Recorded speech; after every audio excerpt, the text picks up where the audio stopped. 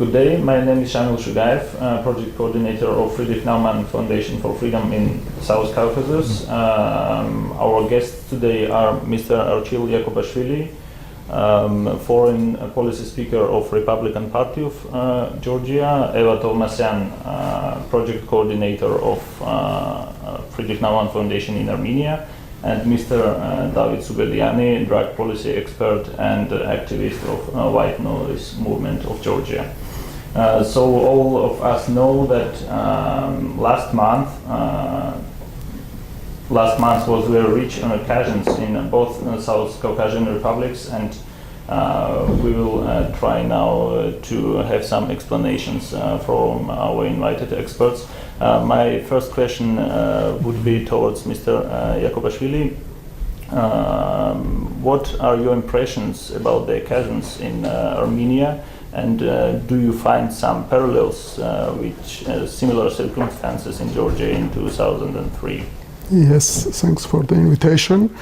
We closely observed the ongoing occasions in the capital of Armenia last month and unequivocally considered them as the actions which are aimed for the protection of democratic value, chance equality, and the human rights. Our interests were especially high because the protests were led by the political group with liberal ideology, which openly had opposed against the Armenian striving into the Russia dominated Euro-Asian Union, and currently is the flagship toward the European integration of the country. As known, after the constitutional amendments, the government of Armenia implemented only the spurious changes in the real political life of the country, as it moved from the authoritarian presidential to the parliamentarian governance. Indeed, there have been established the clan authoritarian system of the so-called prime minister power by the same political figures and the persons. Once more, our reservations about them have been proven by the cynical behavior of the leaders of the government of Armenia at that time.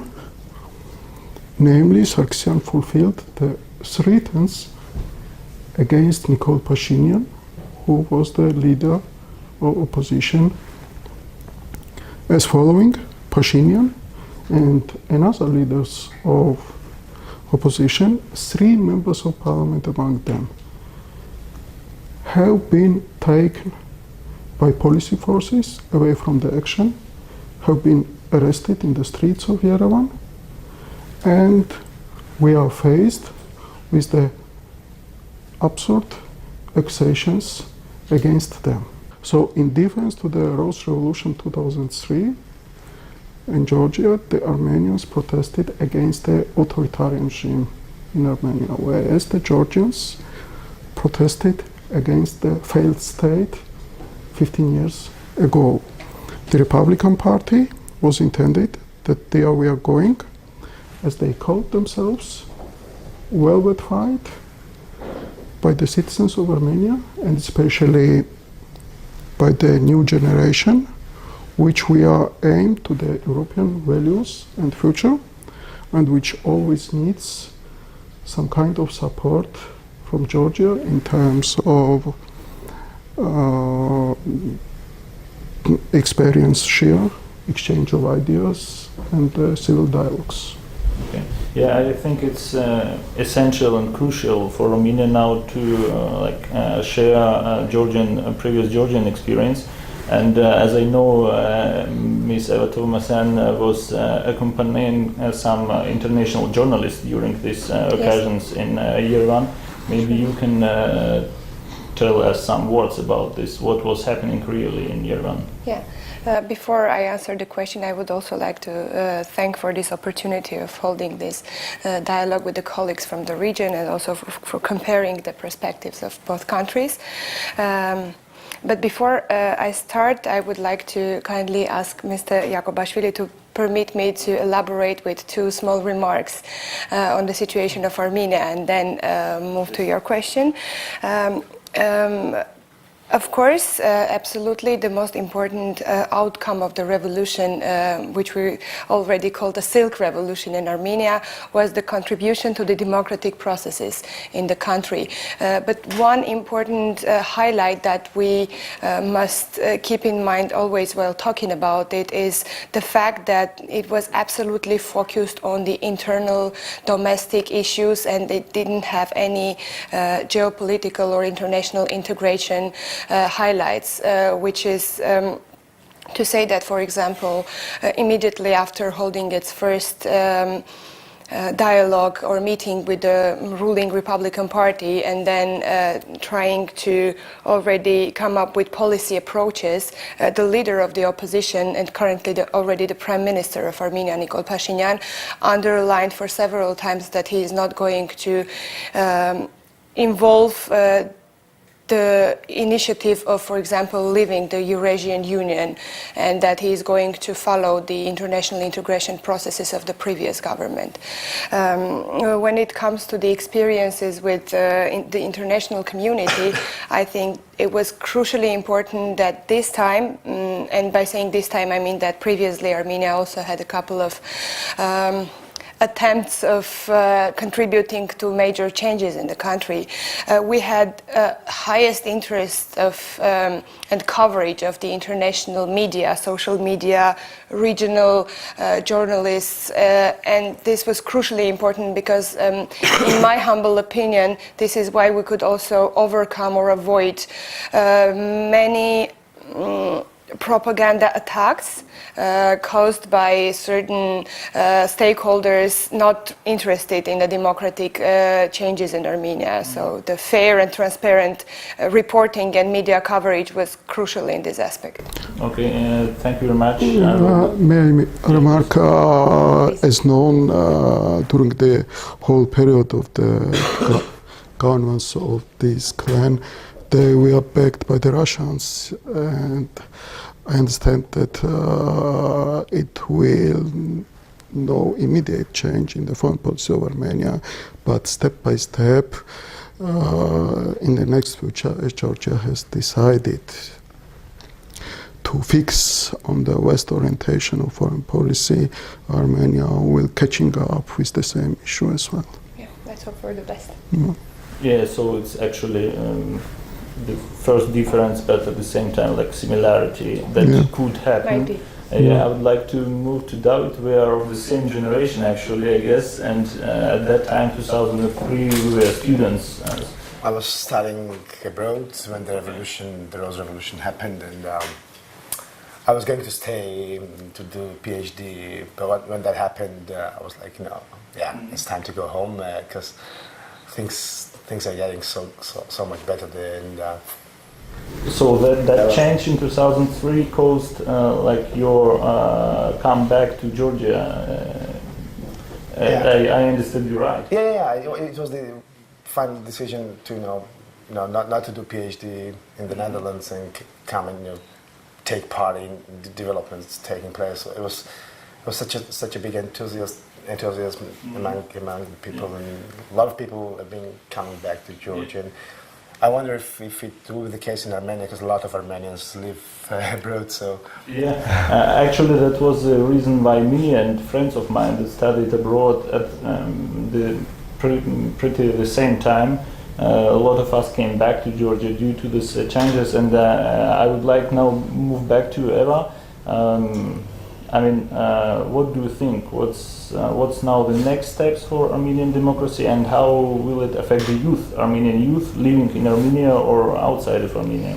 One of the most amazing, I would say, experiences, and please allow me to be a bit more emotional and personal in this answer, was to observe the waking up and the blossom of interest and ownership in its own country of the young people, and especially to notice that also our friends from the diaspora are being more and more interested in contributing to the development, to the establishment of well-functioning democracy, functioning economic system in the country. And I must say, yes, these days we observe already a very notable flow from the outside to the inside of the country. Many people are already planning to come back, to establish their businesses or their own think tanks, any other initiatives, and to contribute to the developments, positive developments in the country. We rely on the facts. Before the revolution, for example, the economy grew with 7% in Armenia last year. Armenia has fiscal as well as the monetary stability. Last year is the leader in the region. But the young generation asked themselves what we have from this stability and from the economic growth. Absolutely nothing. They have. Why? Because the whole private sector is backed by the Russians, industrial companies, commercial banks, and they have been dominated by one clan. Okay, so you mean, and like this is the main reason why the young people went to the streets.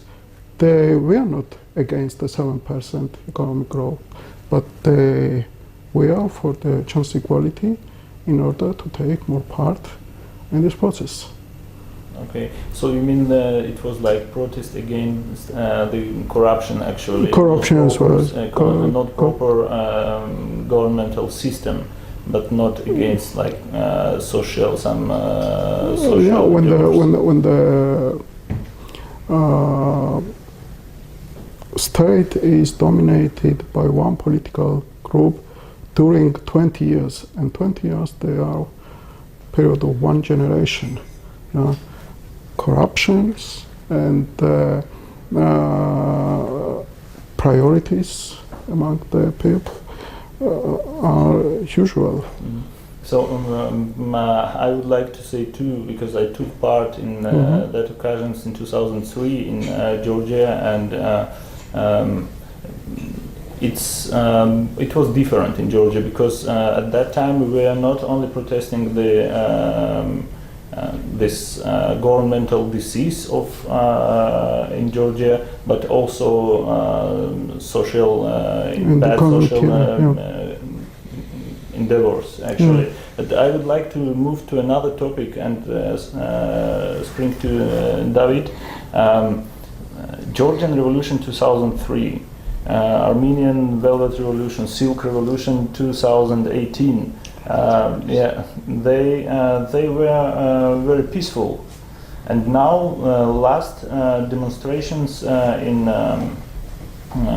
Georgia in Tbilisi were caused by some acts of power by the government in Georgia, and we all us know this circumstances in Bassiani Club, and before in 2013 this rally against LGBT people. What's your perception? What changed? We had big peaceful events, and with big hope of establishing democracy in our region, and now after some years we see this, I would say, negative developments toward human rights. Well, I mean, yeah, if you go back and look at the big picture, the revolutions themselves can become, and the 2003 revolution was certainly a peaceful one in a large picture, but of course we had pockets of violence here and there, and it was tense, it was on the edge of to be violent, also part of the big change, like what happened in Ajara, and getting back the Ajara from the local oligarch, local kind of king Abashidze. It was pretty violent. It was very, very close to get violent, and there were armed people around the bridge here and there. And so we went on the edge, and sometimes you have to go to the extremes. Otherwise, you don't really make a change.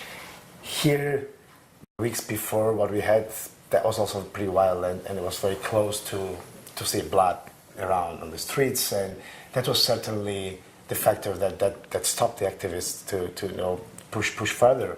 And it was something that the government used as a strategy to go to the protesting people and say, if you continue doing your protests, there might be some blood on the street and it will be on your shoulders. And it was just this difference that those times it was the politicians doing demonstration during the revolutions. Right now it was just people not allowing political parties coming in, young people not really experienced in doing paradigm shifts or political changes, and that the experience wasn't really enough to manage the situation. And certainly what we see is kind of people getting back, and that sparkle what we had is kind of disappearing. The other difference is that we didn't really plan for a revolution here. We used the language of revolution, but it was more mental revolution. We didn't really aim to change a regiment with another political party. We don't see any other political party that could take over right now.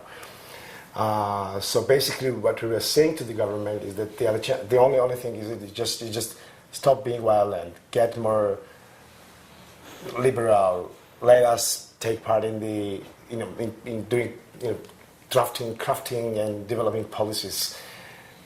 Just stop being backwards oriented and just open up your minds. And it was the corner. The government was put in a corner where they could have decided to open up, or somehow try to, shut down the protesters. We had temporarily they kind of achieved the objective to shut us down. But I think what we see as an outcome is that we see people, young people, but not only young people, who are talking so much and who are discussing so much and who are criticizing even the activist groups that have been seen as elitist groups kind of driving changes. And that gives us new opportunities, I think, and that is just what we think is that we have to redesign everything, the way we've been protesting, the language we've been using, the instruments we've been using, like street rallies. Is that the only thing we can do? I think we have much more to offer, much more to do, much more wider consolidation, allowing politicians also to be part of that. There was a kind of stigma, that not allowing politicians into the process, and that I think it was a damaging thing, but also it was taking into account certain risks that we've seen before in many years. So activism wasn't enough here to make a big change, but activism I think has a chance to grow to a new level, and that can really defeat the closed state. Actually, that what you said, that government shifted its responsibility on the shoulders of activists at that days. I would like to ask Mr. Iakobashvili, what do you see? What is this really crucial difference? Like Davit mentioned, 2003 we were on the edge of violence, but the government at that time, Shevardnadze's government, they stepped back. They didn't do this violent steps, and at the same time they didn't move the responsibility, they didn't shift the responsibility to that time's activists. But nowadays government, that we await from them that they should be even more democratic than Shevardnadze, and at this time they use this trick to shift the responsibility. What's your opinion? Yes, some political statements we heard on the event, I think on Saturday afternoon. I think they were not immediately necessary, but anyway, which we observed, the government got some kind of yellow card by the young generation, because they saw themselves in dangerous of the freedom constraint. you see, who are going in the nightclubs on Friday evening, the people, the new generation who are working, who are the taxpayers in Georgia, is not so cheap to go in the club. Some costs exist. Why they are going there? Because they are facing more level of the freedom, personal freedom, I mean, than they are experiencing during the working hours, Friday, Thursday, and the days before. And so we observed some restrictions in the freedom of the young generation, and so it was adequate actions from the young people that they went into the streets. Meanwhile, as I know, Tovmasyan works again since yesterday. It means that the government accepted some messages from the young generation. We hope that they will work on the change of the legislation within this period. And the main message from these days is maybe that the constraint of the freedom, of the personal freedom, especially for the young generation, is not acceptable. We have some change in the values that we are faced with the anti-protests, which maintained that they are with conservative ideas. And I can emphasize is that it's not true what they expressed. We are only intentions to the regress, not to the modern conservatism. The generation who goes on Friday evening into nightclubs, they potentially go to the Sunday morning events in the churches in European countries. Yeah, I see. But I would like now to ask Eva, more or less you had an impression about these happenings in Georgia. Is it an experience that young Armenians could take with to Armenia? What's your general impression? I would say as the movement in Armenia happened simultaneously, a lot of people, young people in Armenia, have been very fascinated with the movement in Georgia, and they also had the feeling that it was a bit of an experience taken from Armenia to Georgia, and that maybe also our Georgian young friends got motivated and enthusiastic a bit with the positive changes in Armenia, and that they wanted to follow that pattern as well. When it comes to the changes to Armenia, I think it's a very interesting times now, because for the first time, the generation of independence, we call so the generation born in early 90s in Armenia, took the ownership of the country. And I'm very positive and very hopeful that once taking this ownership, once claiming that we are now, the country belongs to us now, we are not anymore children, but we are those who take responsibilities and achieve them, they will keep this in their hands, and in future it's not going to be only a one-step movement, which means once we claim the government, we have it now, and now let's chill. But no, in future they will also be observing, watching the people entitled by them to lead their country, and will be every time claiming what is their stand and what is their word in that situation. Can I comment on that? Yeah, Please. Yeah, because I lived in many, I lived in times when we had Rose Revolution, I lived in the times when we had another revolution, which we didn't call a revolution, when oligarch Ivanishvili took the power from Saakashvili. And in both times, we had feelings that, yeah, this is the moment that people are taking ownership, and we really exercise that. If we really practice ownership of the country, we really take part in making decisions. But to sustain that, now we understand one experience or two experiences aren't enough. You just need to practice it all the time. Both times we lost that grip on